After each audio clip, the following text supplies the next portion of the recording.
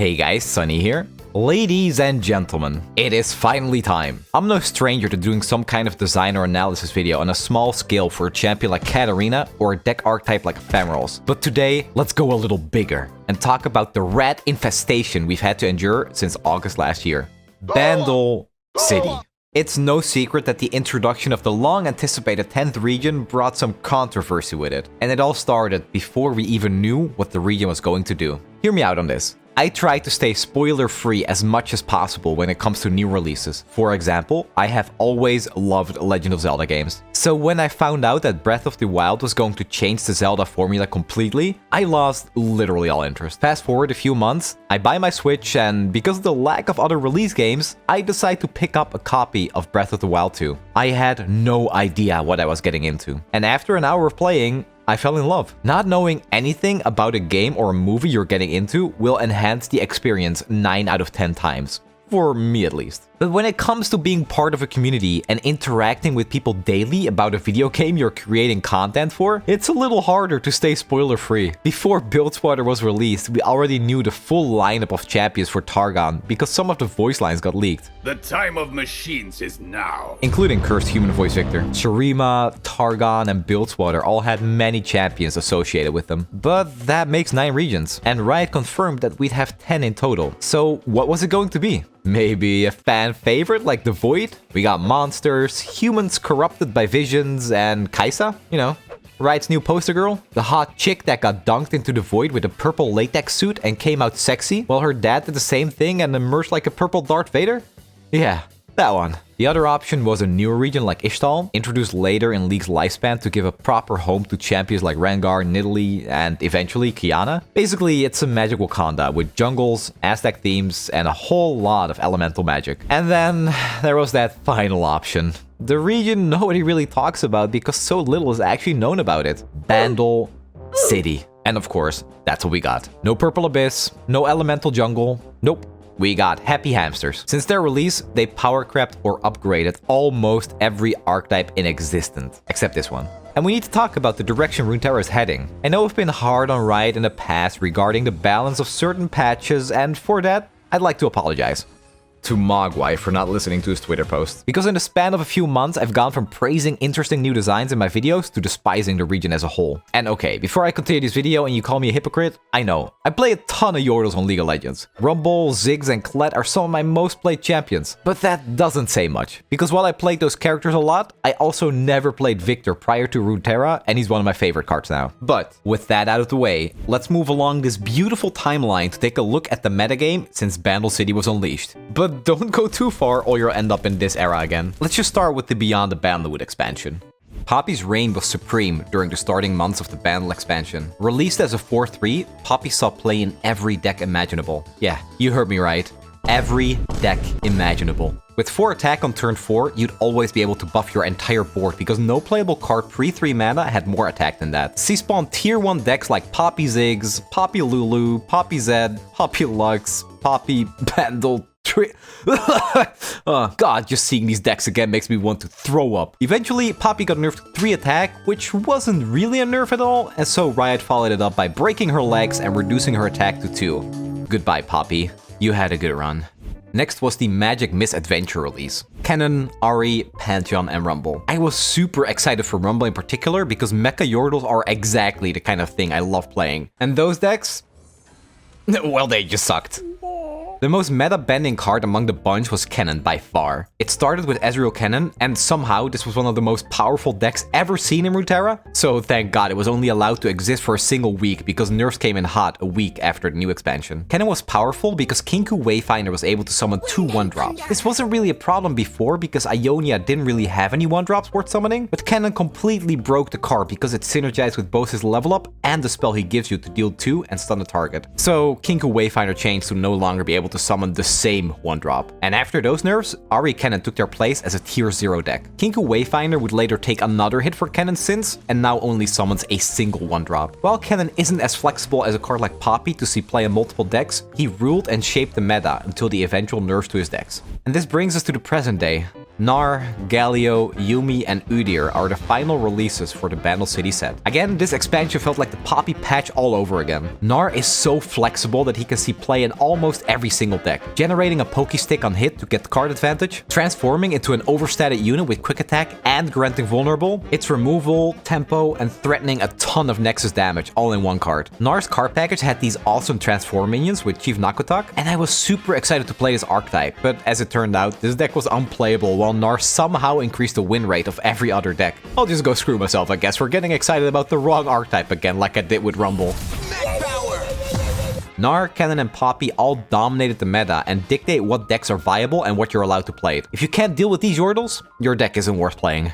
Now, if you've played Runeterra at all these past months, you have felt these frustrations. So what happened? Well, number one, Bandle City changed Legends of Runeterra by partly getting rid of region identity. Every region specializes in something. Demacia likes attacking, Bilgewater's risk and reward, Freljord is freezes, Ionia's Clown Central, and Bandle City specializes in, well, everything. You can see that by just looking at their cards in the top right corner.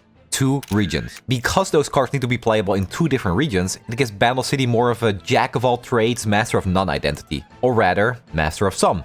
Alright, who am I kidding? Jack of all trades, master of all. And this approach makes it difficult to give Bandle a real identity of their own. The sad part is, when you're building a deck, those multi-region cards only matter when you're not building a Bandle City deck. Because if Bandle is one of your regions, you can play all those multi-region cards anyway. So one of their main mechanics only affects decks that aren't Bandle City. Listen man, multi-region is a super cool mechanic, but it just doesn't make sense to restrict it to one region. Because that way, it will only matter for that region. Runeterra has a ton of pre-built decks like Darkness, Nightfall, and perhaps most notorious, Lurk. Bilgewater and Shurima each have a limited supply of Lurk cards, and Rek'Sai and Pyke function in a way that only lets them play in a Lurk deck. What if every single Lurk card right now was dual region, so that either Bilgewater or Shurima had access to all the cards and you could play them with, I don't know, Demacia to get more strike spells? I know it'd be very broken, but think about the possibilities. It's just such a waste for Bandle City to have the multi-region region as region identity. The only interesting card that actually plays with this design in Bandle City is the Bandle tree. But that's a whole nother beast that I will get to later. Bandle gets access to tools that are supposed to be unique for other regions. So they can ping, discard, silence, recall, stun, buff, OTK, burn, and control. All these cards are at your fingertips because of Manifest. Yordles can generate so much value that it starts to feel like every card you play puts another card in your hand in one way or another. Generating tempo while generating value means you never run out of gas. Targon used to be the region that sacrifices tempo for value. Noxus and Demacia used to sacrifice value for tempo. Eventually, these type of decks run out of cards, but Bandle City slaps a big old bandage on the weaknesses of those classic archetypes and never runs out of cards or tempo because of cards like Conchologist, Mayor, and Loping Telescope. Invoke was different because there was an uncollectible known pool of cards you can pull from. Manifest has so many different pools, it's impossible to play around. And yeah, honestly man, I love variety in RNG and card games if it's controlled, but the pool you can pick from in some of these cards is simply too big. We like to meme about Hearthstone and having way too much card generation and random effects, but it looks like Runeterra took a page out of their book. Not everyone knows about Hearthstone, but they literally have a card that gives you the perfect card. Need lethal? Here you go. Need value? Here you go. And turns out we have something similar in Runeterra. Need to stop a big attacker against a Fada deck?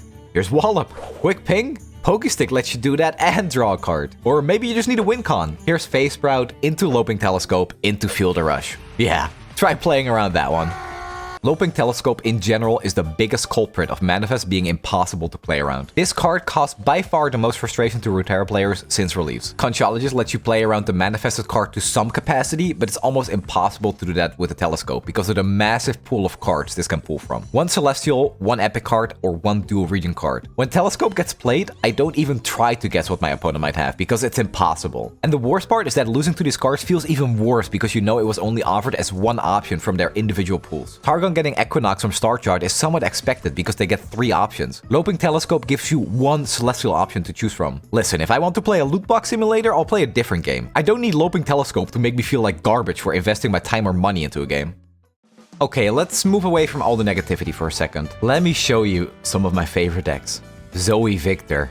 A board full of keywords and massive stats. Ziggs Talia. You're exploding landmarks and throwing rocks. Any Freljord deck with ARAM because it's the sweetest card in the game. You're surviving, you're having a good time, you drop your ARAM and oh baby, you just got a Viego. Your opponent doesn't have anything on their board except a small little fizz. But suddenly, they played a Papercraft Dragon, and some attack buffs, and some more attack buffs. Suddenly, the small little fizz has 13 power and double attack. Runeterra is no longer about carefully managing your resources, playing the right unit at the right time before a board clear, and saving your spells to outplay your opponent. Everything is now about playing until the inevitable turn 6 or 7, where your opponent attempts to kill you with one single combo. You can have complete board dominance and still lose to a single fizz hitting you for 20. Also, you gotta love that even if you manage to get rid of the unit, the attached unit still gets recalled. Everything just exists to keep the hand of the Bandle City player full of cards at all times. But it's not just attached units that create frustrating play patterns to go up against. Yordles in arms is another one. Swarm and go wide, without running out of cards because you're Bandle City by the way, and give all your units +4/+4. The turn this card is played with more than 3 units on the board is the turn the game often ends. The whole trickster and being annoying playstyle thing is just something I've had enough of for a little while after Pranks, Attach, and Infinite Swarm Rally. And there are other frustrating cards that can completely nullify a deck's tragedy. I don't make it a secret that I hate Ionia, and it's mostly because very often the way they win games comes down to some kind of disgusting non-interactable one-turn kill. So yeah, you know what? Screw you, Lee Sin. At least region number 10 did one thing right. Minimorph might be frustrating because it's basically I'm attacking with a big minion, activate burst speed spell, outskilled, go next. But as long as cards that can kill you from 20 HP are in the game, I don't mind it so much. I really don't want to talk about individual cards too much, but some designs are frustrating enough to point them out, because even if they get nerfed, the problematic design remains. Speaking of problematic, here's Bandle Tree. Hey, stop! Why? I just don't get it. Seriously, why would you play this deck? It's really unique to have a control deck stall with small units and removal until you can win, but it's so boring to have a card that simply states, okay, you win the game once you've done this. Give me a deck that wants to make a game go along and then does something awesome like Aurelion Sol or the Arsenal. Stalling, controlling, and winning the game by finally dropping your win con. Bandle Tree could have done the same thing. What if completing the Bandle Tree means you get a 30-30 overwhelm every turn? Or it completes and gives your Nexus summon 6 random Yordles every turn. It would basically still mean you win the game, but at least it'd be a cool effect and it leaves some actions for the opponent. This is just lazy design, and losing to it leaves you feeling helpless and frustrated. It's the exact reason Fiora got nerfed. She wasn't even that powerful, it was just really frustrating to lose to. Polarizing decks that have like 20% win rate against some decks and 80% against other decks feels awful for both players when you're on the receiving end. Bandle Tree is polarizing all the same because landmark removal is a mess. So yeah, Bandle City is strong right now, but that could change at any moment when nerfs do happen. The problem is the design of some of these cards and the way they function. But that isn't even the main issue. Swim explained it best in his bell curve video, but let me try to dumb it down. Let's say I'm trying to build a Yasuo deck. You're in Ionia and you need a region with stuns, so naturally you go to Noxus. Arachnoid Sentry, Thorns of the Rose, removal like Flock, and you finish your deck. But then you check out Bandle City and you realize they have stuns too. These stuns might not be nearly as good as the ones in Noxus, but by being in Bandle, you could play a completely different set of cards. Suddenly, you have access to the wide variety of region exclusives that were previously only available by dipping into that specific region. On top of generally powerful cards like Pokestick and Conchologist, Bandle City can patch up every single weakness that a region combination like Ionia and Noxus would historically have. Both those regions are awful at keeping up your hand size and combat mechanics, but not Bandle City. You're ditching the idea of a deck with high synergy cards, and you choose to just play cards that are already good with some minor synergy points for your Yasuo. And congratulations, just like that, Bandle City has consumed your deck idea because their toolbox is so much bigger and varied. The 10th region isn't oppressive to play against. It's oppressive in the deck builder because it restricts what you should play to make your deck good. You can nerf these cards to make them more expensive or have worse stats, but then nobody would ever choose Bandle because all their cards are instead worse than the region counterpart. For a deck builder like myself, Bandle City is particularly prevalent because I don't need to find 2 regions that fit together anymore. I need to find one region that wants to do something specific and pick Bandle as secondary region because of their wide pool of options. The top decks in the game will exist and be fine, but the weaker decks will get devoured by Bandle City every time you try to make a concept work. So did Bandle City ruin Runeterra? I think the game is worse than it was before, but we're going to be fine. Everyone is just a little burned out from loping syndrome, and eventually we'll get more diversity from the Yordle region. I'm not usually this negative about Runeterra, and I'll be honest, it doesn't feel good. I love this game with all my heart, and I want to continue making content for our favorite card game. But we have to address some of the issues that we, as players, are experiencing. This is not the end, and I know things will be better because there's a team of very talented and wholesome developers behind the game. Riot has truly shown that they care and this game has a bright future ahead. But just like I wish Noxus was successful in exterminating Ionia, trust me guys, they're the good guys, I also wish the Void somehow devoured Bandle City and became the 10th region. But hey, who knows what Runeterra champions like Jhin have in store for us. Maybe Ixtal and the Void aren't as far off as we think they are. As usual, these are my thoughts. I know we didn't discuss the design or champion identity of Bandle City much, and instead focus on the impact they have on Runeterra as a whole, but maybe we'll revisit Bandle in a future video. Let me know how you feel about Bandle City in the comments, and I'll see you in the next video.